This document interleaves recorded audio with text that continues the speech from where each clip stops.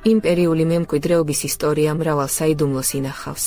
მათ შორისა უძველესი ეპოქის ერთ-ერთი ყველაზე დიდი იმპერია, აქემენიდური სპარსეთი. სადაც ორგანიზებული ეკონომიკა, შედარებით ტოლერანტული მობიერი პროვინციული სისტემა და ადამიანური ცივილიზაციის სხვა ნოვატორული მიღწევები შერწყმული იყო მსოფლიო ისტორიაში ყველაზე სკანდალურ და სისხლიან სამეფო კარის პოლიტიკასთან. ძველი სპარსეთის წარმატებისა და დიდების მნიშვნელოვანი ნაწილი აქემენიდური დინასტიის ყველაზე კომპეტენტური მმართველის, დარიოს პირველის სახელთან არის დაკავშირებული. ამ ვიდეოში ერთად გავეცნობით დარიოს დიდის გამეფების ისტორიას.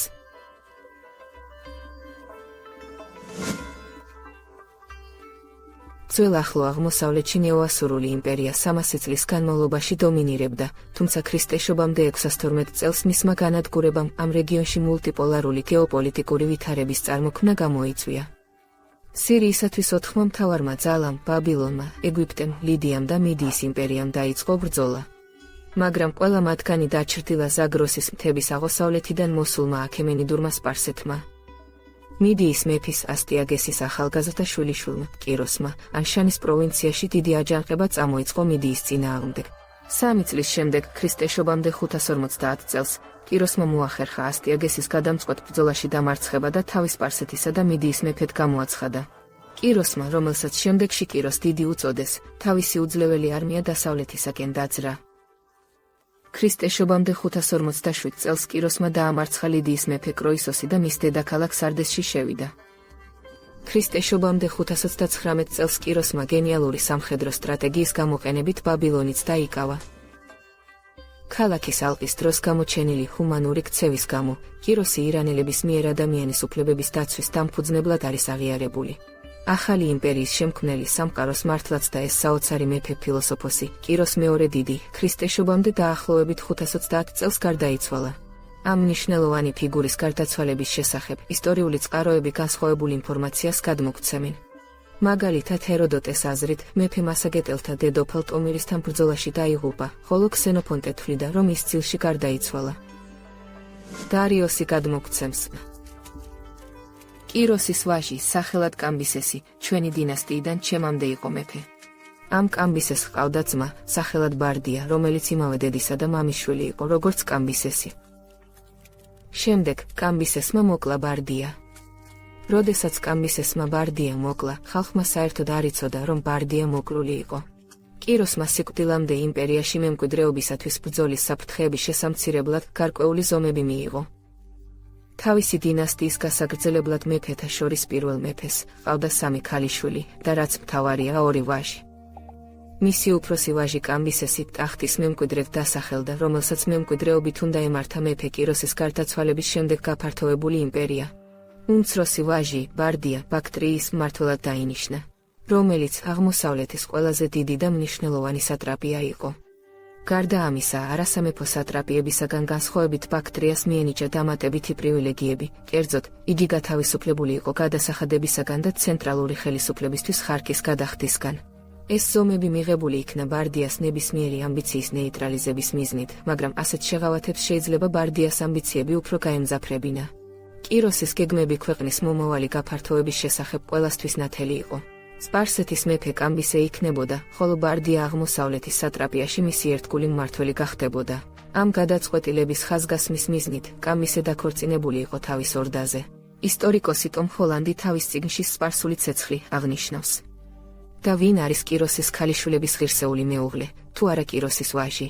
მიუხედავად ამისა, მას შემდეგ, რაც დიდი მეფის ცხედარი ოქროს სარკოფაგით ფასარგადში დაკრძალეს, ბარდიამ აღმოსავლეთში პოზიციების გაძლიერება დაიწყო, ხოლო მეფე კამბისე რეგიონში უკვე მეოთხე და უკანასკნელი ძალის, ეგვიპტის წინააღმდეგ სალაშქროდ დაიძრა. კამბისეს მასცადა ეგვიპტის ფარაონ ამასის მეორის, იგივე კასას ბელხის მოტყუება.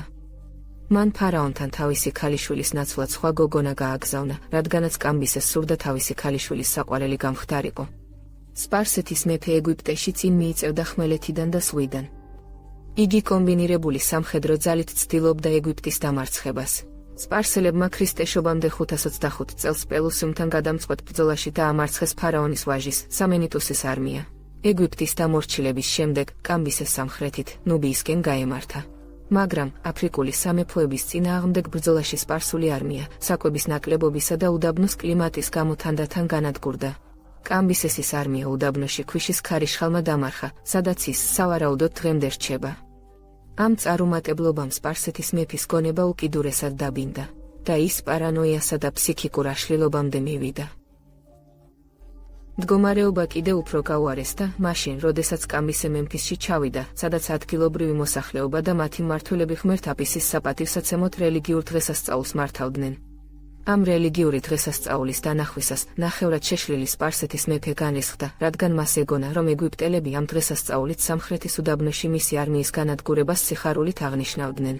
ამ მიზეზის გამო განრისხებულმა კამბისესმა ბრძანა, რომ მისთვის წმინდა აპისის ხარი მოეყვანათ, შემდეგ კი ხარს ბარძახში დანა ჩაარჩო და მოკლა ის არსება, რომელიც ეგვიპტურ რელიგიაში აპისის სიმბოლოდ ითვლებოდა.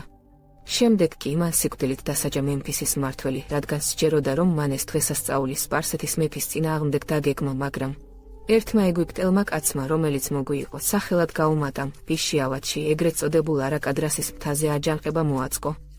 აჯანყება დაიწყო ვაისახის თვეში, მე-14 დღეს. გაუმატამ მოატყუა ხალხი და მათ ასე მიმართა: მე ვარ ბარდია, კიროსის შვილი, კამბისეს ძმა. კამბისმა ეს რომ გაიგო, მას კიდევ უფრო გაუმძაფრდა პარანოია და ძალადობისადმი ლტოლვა, ამიტომ კამბისმა ბრძანება გასცა, რომ სიკვდილით დაესაჯათ თავისი ძმა ბარდია. მაგრამ რატომ მოიქცა კამბისე ასე? მეფეს თურმე სიზმარი უნახია, რომელშიც ბარდია სამეფო ტახტზე იჯდა, ამიტომ კამბისეს ძალაუფლების დაკარგვის შიში გაუჩნდა. მეფეს შიკრიკი გაუგზავნია, რათა ბარდია საიდუმლოდ მოეკლათ. ფიქრობენ, რომ კიროსის უმცროსი ვაჟი მოკრული იქნა ან ნადირობის დროს, ან იგი წითელ ზღვაში დაახჩვეს. ამ მკვლელობას შემდეგში მოჰყვა კამბისეს შეშლილი ქმედებების კომიკური სერია. მეფეს სპარსული ტრადიციის საწინააღმდეგოდ სურდა საკუთარ დაზე დაქორწინება, მაგრამ შემდეგ თვითონ და ბარდიას მიმართ თანაგრძნობის გამო პირადად მოკლა თავისი და. ამ შეშლილმა მეფემ ყველაზე გავლენიანი სპარსელი დიდებულები ცოცხლად დაამარხინა. ლიდიის ყოფილმა მეფემ და ამჟამად დიდი მეფეების მრჩეველმა კროისოსმა სპარსეთის მეფე ამის გამო გაკიცხა. გაბრაზებულმა კამბისესმა კროისოსის მოკლა მშვილდისრით სცადა, მაგრამ ლიდიის ყოფილმა მეფემ გაქცევა მოახერხა. კამბისესმა მკვლელები მიუგზავნა კროისოს, მაგრამ მას შემდეგ, რაც გაიგო, რომ მისმა გაგზავნილმა მკვლელებმა ლიდიის ყოფილი მეფის დაცვა გადაწყვიტეს, სპარსეთის მეფემ აზრი შეიცვალა და კროისოსის შეწყალება ბრძანა. მეფე კმაყოფილი იყო იმით, რომ მკვლელობა არ განხორციელდა. თუმცა მან დასაჯა ისინი, ვინც ბრძანება არ შეასრულა.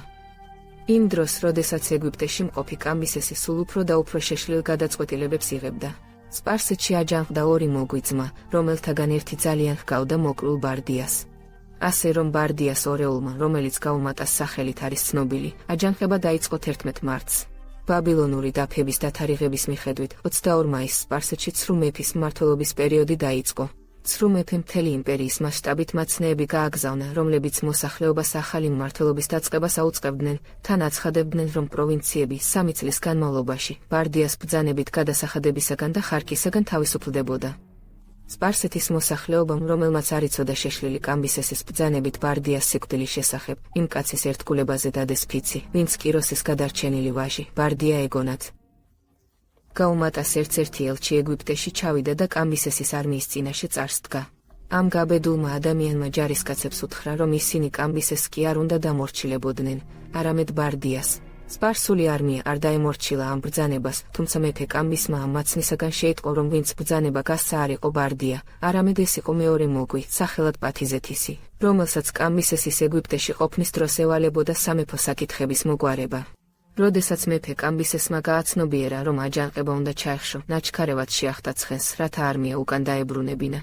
თუმცა როდესაც კამბისე ცხენზე ამხედრდა, მისი კალთიდან ხმალი ქარქაშიდან გადმოვარდა და ამ მახვილიმა მეფე დაჭრა.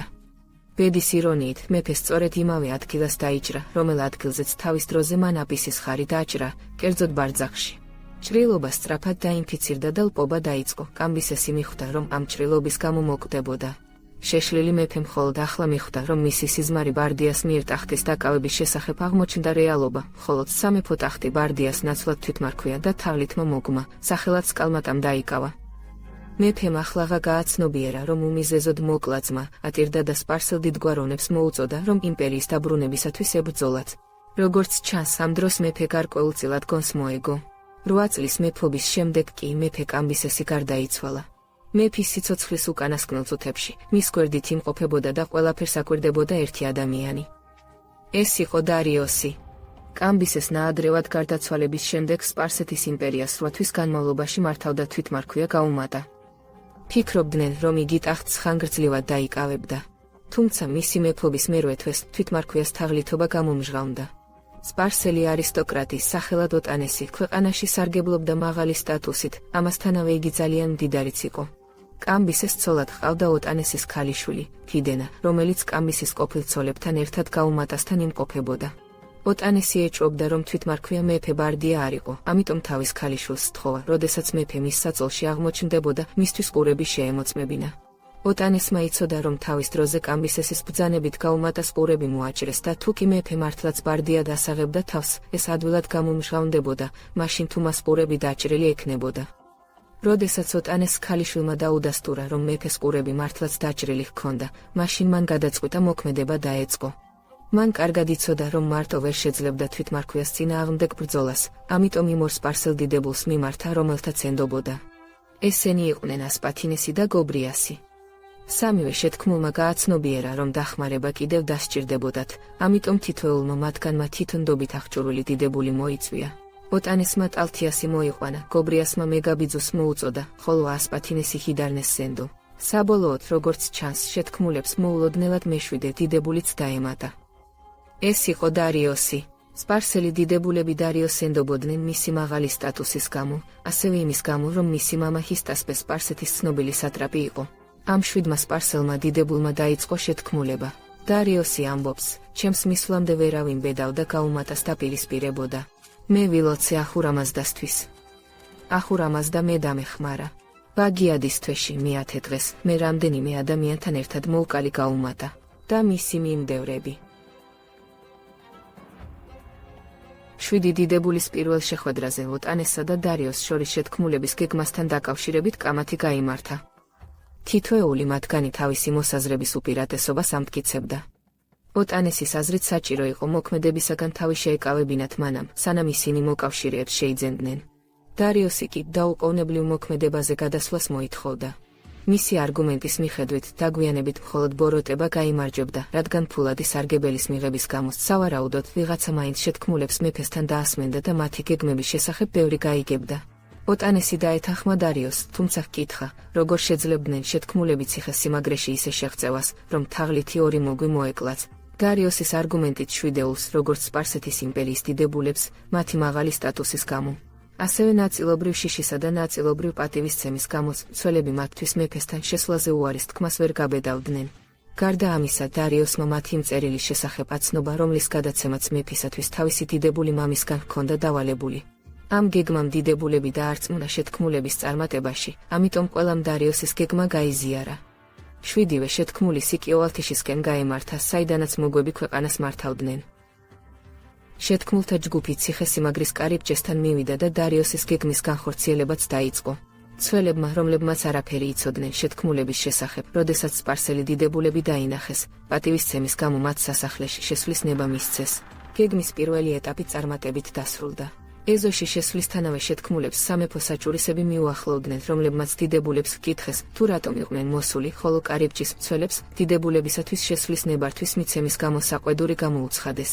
სწორედ ამ დროს 7 არისტოკრატმა ხანჯლები იშიშვლეს და თავს დაესხნენ საჭურისებს.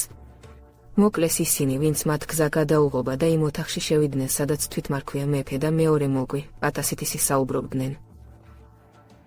მათ გარედან შემოსული ხმაური გაიგონეს და შეიარაღდნენ. გაუმატას ხელთ მშვილდი ეკავა, ხოლო პატასითის კი შუბი. ბრძოლის დროს გაუმატამ სწრაფად დაკარგა უპირატესობა, რადგან ახლო მანძილზე ბრძოლაში მას მშვილდი არ გამოადგებოდა. მისმა თანამოაზრემ კი ასპითანესი შუბით ბარძახში დაჭრა, ხოლო ტარფემენეს კი თვალში დანაჩაასო. მიუხედავად ამისა, გაუმატამ ბრძოლიდან გაქცევა და მდევრებისთვის კარის ჩაკეტვა გადაწყვიტა, მაგრამ დარიოსი და გობრიასი მას ბნელ ოთახში შეჰყვნენ. გაბრიასმა ცრუ ბარდია მიწაზე დააგდო. მათ შორის ხელჩართული ბრძოლა გაიმართა. დარიოსი კი მახვილით ხელში უმოქმედოდ იდგა.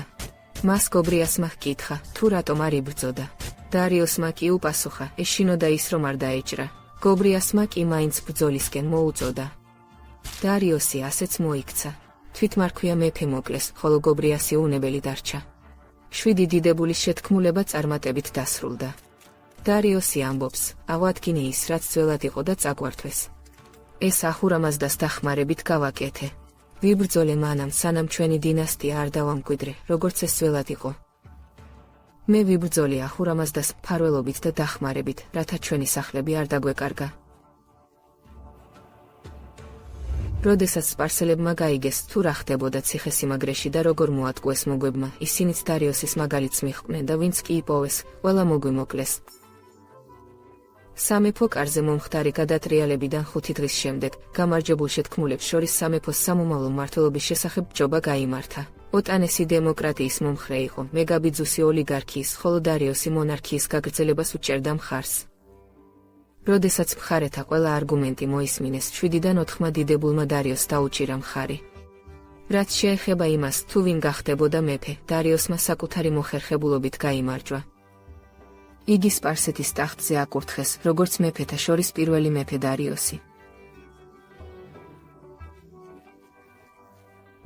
ამ ვიდეოში ჩვენ მოვისმინეთ თვით დარიოსის ვერსია იმის შესახებ, თუ როგორ გახდა იგი მეფე. თითქმის 2000 წლეულის განმავლობაში ეს ისტორია უპირობოდ იყო მიღებული, მაგრამ თანამედროვეობამ ახალი წყაროები და ახალი კვლევის მეთოდების გამოყენების საშუალება მოგცა. ახალ წყაროებზე დაყრდნობით უკვე შესაძლებელია იმის თქმა, რომ დარიოსს, იმ სპარსელს, რომელსაც სავარაუდოდ ყველაზე მეტად სძულდა ტყუილი, თავისი გვირგვინის ლეგიტიმაციის მიზნით მაინც არასწორი ინფორმაცია მოეწოდებინა. ერთი წუთით დავფიქრდეთ იმაზე, რომ კამბისესი არ იყო შეშლილი და რომ მას არ მოუკლავს აპისის ხარი. ბოლო დროს მოკვლეული წყაროებიდან ჩანს, რომ კამბისეს მართლაც არ მოუკლავს აპისის ხარი.